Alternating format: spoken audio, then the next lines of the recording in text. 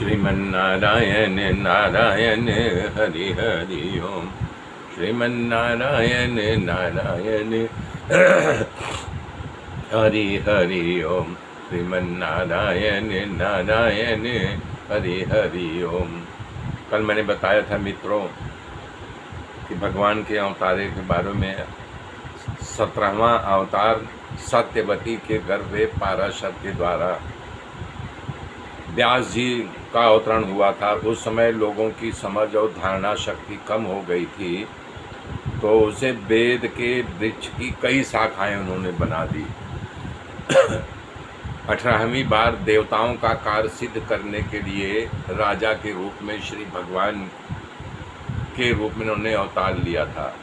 उन्होंने बहुत से वीरतापूर्वक काम किए, सेतु बंधन, रावण का वध आदि काम किया, आदि लीलाएं की। 19वें और 20वें में यदुवंश के रूप में बलराम और श्री कृष्ण रूप में प्रकट होकर के पृथ्वी का भार उतारा था। उसके बाद कलयुग आ जाने पर मगध देश में, बिहार में देवताओं के द्वेषी दैत्यों को मोहित करने के लिए अजन के पुत्र के रूप में आपका बुद्धा अवतार होगा, जबकि हो गया है। ये पहले ही लिख दिए कि होगा, मतलब बुद्ध का अवतार हो चुका है। 22 अवते हंस और हयग्रीव 24वां अवतार। अब कलयुग जैसे जैसे जा रहा है वैसे वैसे कल्कि अवतार होगा। विष्णु यश नामक ब्राह्मण के घर में कल्कि के रूप में अवतार लेंगे। सनकाद ऋषियों, सूत जी कह रहे हैं, सनकाद ऋषियों, जैसे अगाध सरोवर में से हजारों छोटे छाटे नाले निकलते हैं, उसी प्रकार से भगवान कहीं न कहीं जन्म लेते रहते हैं। ऋषि, मनु, देवता, प्रजापति, मनुपुत्र और जितने भी महान शक्तिशाली हैं, सब के सब भगवान के अंश अवतार रूप में प्रकट होते हैं।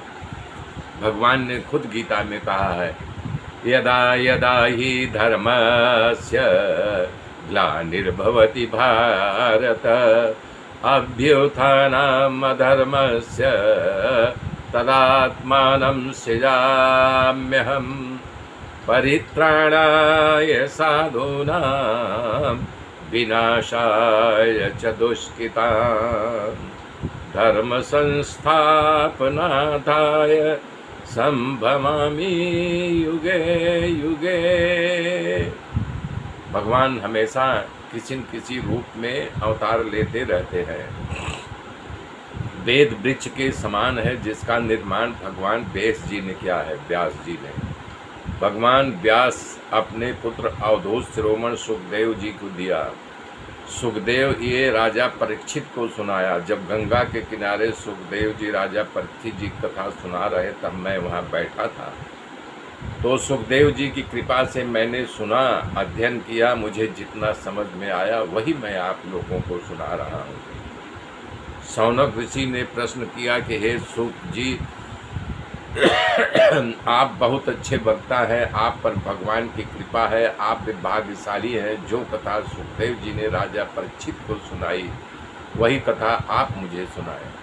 ये भागवत कथा किस युग में, किस स्थान में और किस हेतु से भगवान व्यास जी ने इसका निर्माण किया था, वो हम लोगों को बताइए।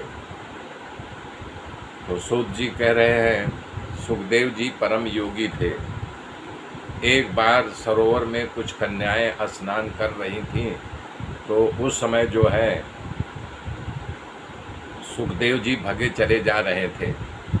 तो उनको देख करके देखती रही, लेकिन बाहर नहीं निकाली, और उनके पीछे पीछे व्यास जी आ रहे थे।